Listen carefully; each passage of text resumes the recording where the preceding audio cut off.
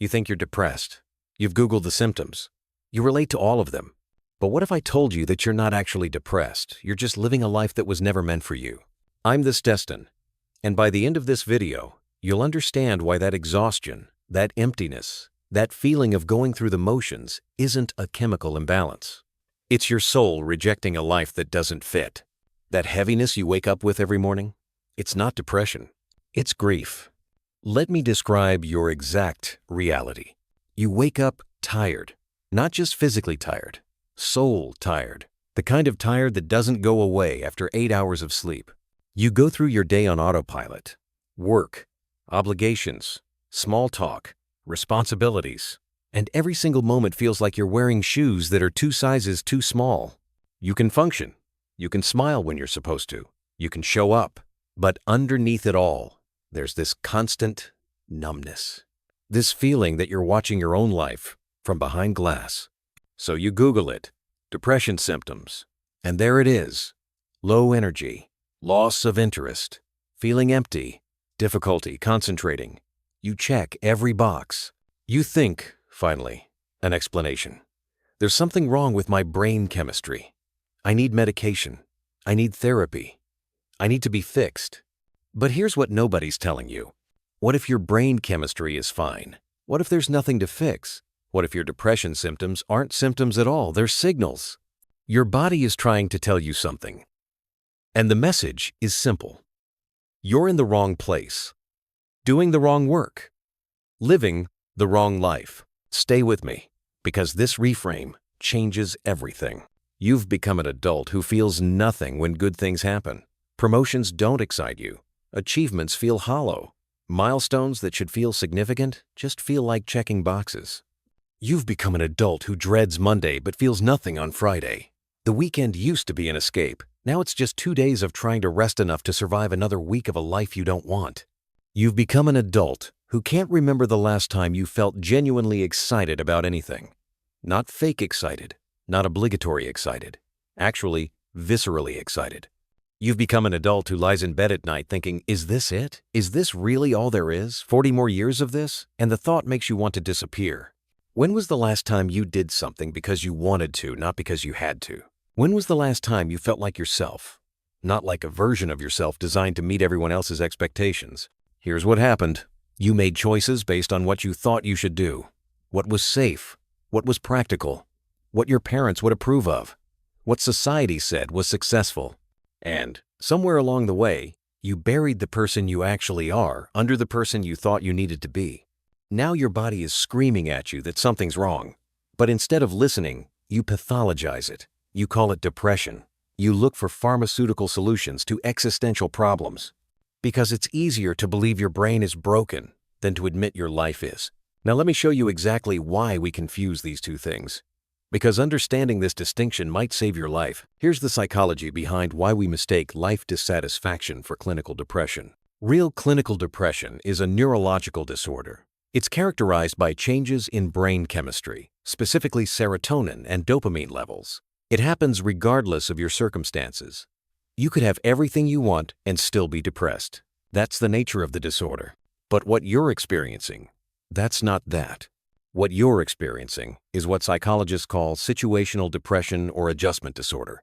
Your symptoms aren't random. They're directly connected to your circumstances.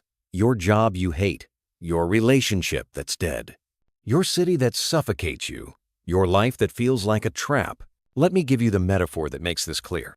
Imagine you're wearing a coat that's 3 sizes too small. It restricts your movement. It makes breathing difficult. It causes constant discomfort. You feel exhausted all the time because your body is working so hard just to exist in this ill-fitting thing. Now, you could take medication to help you tolerate the coat, something to numb the discomfort, something to help you function despite the restriction. Or you could take off the coat. That's the difference between clinical depression and living the wrong life. Clinical depression is when the discomfort is internal, neurological, not connected to external circumstances. Living the wrong life is when the discomfort is a completely rational response to being in the wrong circumstances. Your brain is functioning exactly as it should. It's sending you alarm signals. Low motivation? That's your brain saying this isn't worth your energy. Emptiness? That's your brain saying this doesn't fulfill you. Difficulty concentrating? That's your brain checking out because it doesn't see the point. This connects to what Viktor Frankl called the existential vacuum, the feeling of meaninglessness that comes not from chemical imbalance, but from living without purpose, without authenticity, without alignment with your values. Frankl survived Nazi concentration camps by finding meaning in suffering, and his core insight was this: humans can survive almost anything if they have a why. But without a why, even comfort becomes unbearable. That's what you're experiencing. You have the comfort, the stability, the things you're supposed to want, but you don't have the why. You don't have meaning. You don't have alignment. So your nervous system does what it's designed to do. It creates symptoms that look identical to depression because it's trying to get you to change something. But here's where it gets dangerous. When you label it as depression, you treat the symptoms instead of the cause. You take medication to help you tolerate the wrong life instead of building the right one. I'm not anti-medication. For people with actual clinical depression, medication can be life-saving. But for people experiencing life dissatisfaction, medication becomes a Band-Aid. It helps you cope with the wrong circumstances instead of changing them. And the cost of that? It's devastating. The cost of treating life dissatisfaction as depression is that you never actually address the real problem. You medicate yourself into being able to tolerate a life you hate. You numb yourself enough to function in circumstances that are killing you.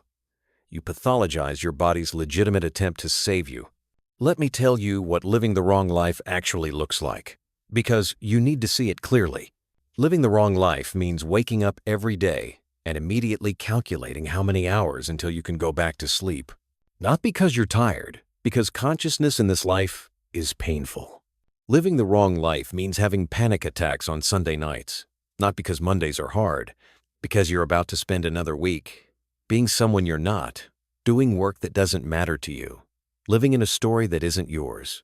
Living the wrong life means achieving things that should feel like wins and feeling absolutely nothing, because they're not your wins. They're wins according to someone else's scoreboard. Living the wrong life means looking at your friends, your partner, your family, and feeling completely alone, because they don't actually know you. They know the version of you that you perform. And that performance is exhausting. Living the wrong life means fantasizing about drastic change, quitting everything, moving to another country, starting over. Not because you're irresponsible, but because some part of you knows that you're dying in increments here. This is what the philosopher Albert Camus meant by philosophical suicide. Not physical death, but the spiritual death of continuing to exist in bad faith, of living a life you don't believe in while pretending everything's fine. You become what Kierkegaard called a living death, functionally alive but spiritually dead, going through motions that have no meaning, playing a role in a story that was never yours. And here's the cruelest part. Everyone around you thinks you're fine. You're successful, responsible, stable. You're doing everything right according to the external metrics. But internally, you're disappearing, piece by piece, day by day.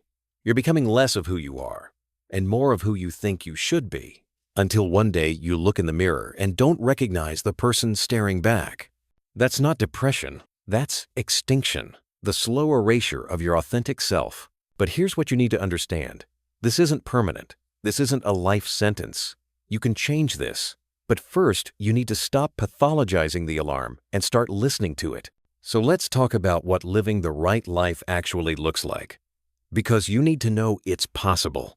Living the right life doesn't mean perfect. It doesn't mean easy. It doesn't mean problem-free. It means aligned. It means waking up and the first thought isn't dread. Maybe it's curiosity. Maybe it's anticipation. Maybe it's just neutral. But it's not this crushing weight of, oh God, not another day of this. Living the right life means doing work that uses you fully.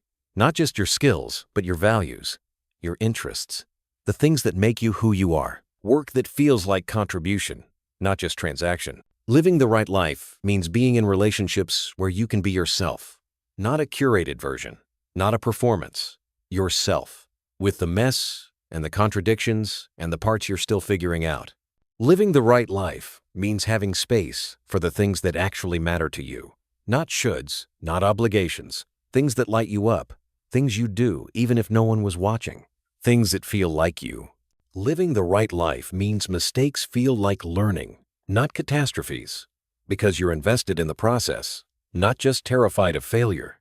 Living the right life means rest actually restores you, because you're not resting from something you hate, you're resting so you can return to something you care about. Here's how you know if you're living the right life. Ask yourself this question: if you could design your perfect week, how different would it be from your actual week? If the answer is completely different, you're not depressed. You're just in the wrong life. If the answer is not that different, if you'd keep most of what you have, then maybe you do need to explore clinical depression. Maybe the problem is neurological. But for most of you watching this, your perfect week looks nothing like your actual week. And that's information. That's data. That's your soul telling you exactly what's wrong. Now let's talk about how you actually change this. Because awareness without action is just another way to stay stuck. Here's what you actually do. Not the fantasy version, not the dramatic version, the realistic version. First, you stop calling it depression. I know it feels like depression. I know the symptoms match, but language matters. When you call it depression, you look for medical solutions. When you call it life dissatisfaction, you look for life solutions. So let's call it what it is. You're misaligned. You're in the wrong circumstances. Your life doesn't fit. Step 1 is getting brutally specific about what's wrong. Not, I'm unhappy, that's too vague. What specifically is killing you? Is it your job? Which part? The work itself? The people? The values? The lack of autonomy? The meaninglessness? Is it your relationship? What specifically? The person? The dynamic? The fact that you're not yourself in it? Is it your location? Your financial situation? Your social circle? Your daily routine? Write it down. Get specific. Because you can't change vague. You can only change specific. Step 2 is distinguishing between what you can change now and what requires time, because both exist. You probably can't quit your job tomorrow, but can you start applying elsewhere? Can you start building skills for a different path? Can you change how you approach the job you have? You probably can't move to another city next week, but can you start visiting places? Can you start researching? Can you start saving? Some changes are immediate. Some are medium-term. Some are long-term. Map it out. Step 3 is making one aligned choice today. Not a massive life overhaul. One choice that moves you toward alignment instead of away from yourself. Can you say no to something you don't want to do? Can you spend 1 hour doing something that actually interests you? Can you have one honest conversation instead of performing? One choice. Build evidence that aligned living is possible. Step 4, and this is critical. You stop waiting for permission. Stop waiting for the right time. Stop waiting for certainty. Stop waiting for someone to tell you it's okay to want something different. The people living their right lives didn't wait until it was safe. They decided that staying was more dangerous than going. They decided that becoming someone they don't recognize was a higher cost than uncertainty. They decided their one life was worth the risk. And step 5, you get help. Not necessarily medication, maybe therapy, maybe coaching, maybe a support group, maybe just one friend who gets it. But you stop trying to figure this out alone. Because the lie that got you here was, I should be able to handle this. The truth that gets you out is I need support to change this. This isn't weakness. This is wisdom. Here's the truth nobody wants to say out loud. Most of you aren't depressed. You're just living lives you were never meant to live. You're in jobs you took for practical reasons, relationships you stayed in out of fear, cities you're in because of circumstances, lives you built based on what you thought you should want, not what you actually want. And your body is rejecting it. Your nervous system is sending every alarm signal it has.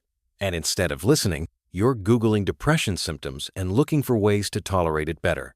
But here's what I know about people who medicate themselves into tolerating the wrong life. They don't get better. They get numb. They function. They survive. But they don't live. And 20 years from now, they look back and realize they spent 2 decades as a ghost. Present, but not really there. Alive, but not really living. You don't have to do that. You don't have to spend the next 40 years tolerating a life that doesn't fit. You don't have to numb yourself into acceptance of circumstances that are killing you. You can change this. Not instantly. Not easily. But actually, the exhaustion you feel, That's not broken brain chemistry. That's your soul begging you to come home to yourself. The emptiness? That's not a void that needs to be filled with medication. That's space waiting to be filled with things that actually matter to you. The numbness? That's not a symptom to be treated. That's protection. Your psyche protecting you from fully feeling how wrong this all is. So let me ask you something, and I want you to sit with this question. Really sit with it. If you could design your life from scratch, with no obligations, no expectations, no shoulds, what would it look like? And how different is that from the life you're living right now? That gap? That's not depression. That's data. That's your soul showing you exactly what's wrong and exactly what needs to change. You can keep calling it depression. You can keep looking for ways to tolerate the wrong life. You can keep waiting for the right time to make a change. Or you can admit what you already know. You're not sick. You're just in the wrong place. And you've been there so long you forgot there were other options.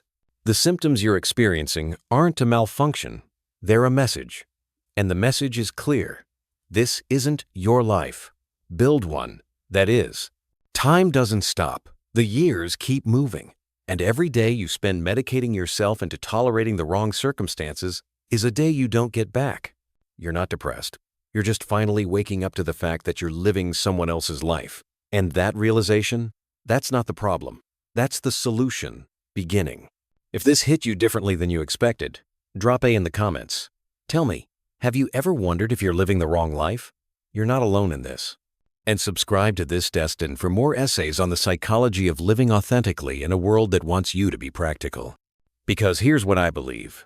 The goal was never to medicate yourself into tolerating the wrong life. The goal was never to numb yourself into acceptance. The goal was to have the courage to build a life you don't need to escape from. And you still can.